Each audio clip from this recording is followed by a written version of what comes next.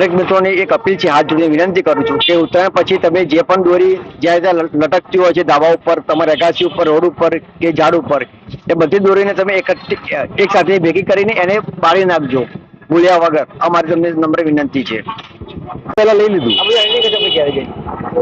નમસ્કાર દર્શક મિત્રો, હું રવિ મેવાલ, તમે જોઈ રહ્યા છો ઓલ ઇન્ડિયા વોઇસ. આજે આપણે નવડા ગામમાં આવ્યા છીએ ને પારડા જે ગ્રુપ છે એ પક્ષીઓ માટે સુવિધા આપે છે, સારવાર આપે છે, સ્ત્રી સેવા આપે છે, દર વખતે કેમ્પ લગાવે છે.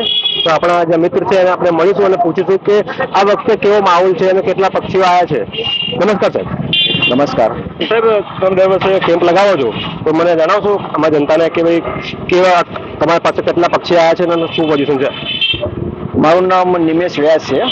અમે પારડા ગ્રુપ સંસ્થા સાથે જોડાયેલા છે ઘણા વર્ષોથી, અને આ વખતે પક્ષીઓ બહુ ઓછા આવ્યા છે. એનું કારણ છે કે ચાઇના દોરી આ વખતે ખૂબ ઓછી છે બજારમાં, અને આ વખતે ગઈકાલના બધાથી 250 જેવા કેસ આવ્યા હતા પક્ષીઓના. તો તમે કોઈ પણ વ્યક્તિ હોય એને પક્ષી તમારા જોડે લાવવું હોય કે ઘાયલ પક્ષી કોઈને જોવા મળે તો કઈ રીતે પ્રોસેસ થાય છે? એકચ્યુઅલી અમારો એક હેલ્પલાઇન નંબર છે પારડા ગ્રુપનો, 9697601008 અને 9697611008. આના ઉપર કોઈ બી વ્યક્તિ કોલ કરે છે અને જણાવે છે કે ભાઈ અમારે પક્ષી આ જગ્યાએ ઘાયલ થયું છે, તો પછી એ કોલ અમે અમારા વોલેન્ટિયર ભાઈઓને ફોરવર્ડ કરતા હોઈએ છીએ. પછી અમારો મિત્ર જ્યાં બી હોય ત્યાંથી એ પક્ષી લઈને સંસ્થા પર પહોંચાડે છે. અને અહીંયા અમે ફર્સ્ટ એડ કરીને અમારું દવાખાનું છે ઓટોમાં, અત્યારે 2-3 દિવસ ઓટોમાં દવાખાનું હોય છે, ત્યાં આગળ અમે પક્ષીને ત્યાં પહોંચાડી દેતા હોઈએ છીએ. કેમ ખાલી નવડામાં જ લાગે છે કે બધી જગ્યાએ અમદાવાદમાં બધી જગ્યાએ લાગે છે? અમારો કેમ્પ નરોડા વિસ્તારમાં, કૃષ્ણનગર, ઓઢવ, બાપુનગર, આજુબાજુમાં ખાસા એવા એરિયામાં અમારા કેમ્પ હોય છે. ઓછામાં ઓછા લગભગ 40-50 કેમ્પ હોય છે અમારા.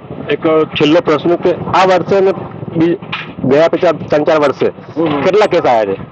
ગઈ સાલ થઈને સમજો કે 10,000 સમથિંગ પક્ષીઓ હતા આખા વર્ષના, અને ઉત્તરાયણ દરમિયાન આપણે જોવા જઈએ તો ગઈ સાલ બહુ ખાસા કેસ હતા, અને આ વખતે તો સમજો કે ના બરાબર છે. એનું કારણ છે મેન તો ચાઇના દોરી, કે ચાઇના દોરી આ વખતે ખૂબ જ ઓછી છે, એના હિસાબે આ વખતે બહુ ઓછા કેસ આવ્યા છે, અને એ આપણા માટે સારું છે.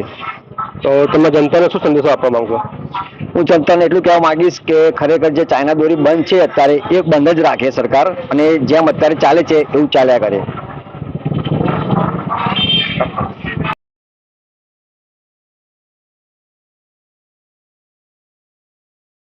हमारी न्यूज को आप देखने के लिए Facebook, Instagram, MX player, YouTube, Google, Telegram, news Hunt, website और अन्य OTT प्लेटफॉर्म पर देख सकते हो। हमारी न्यूज को लाइक, शेयर और सब्सक्राइब करें।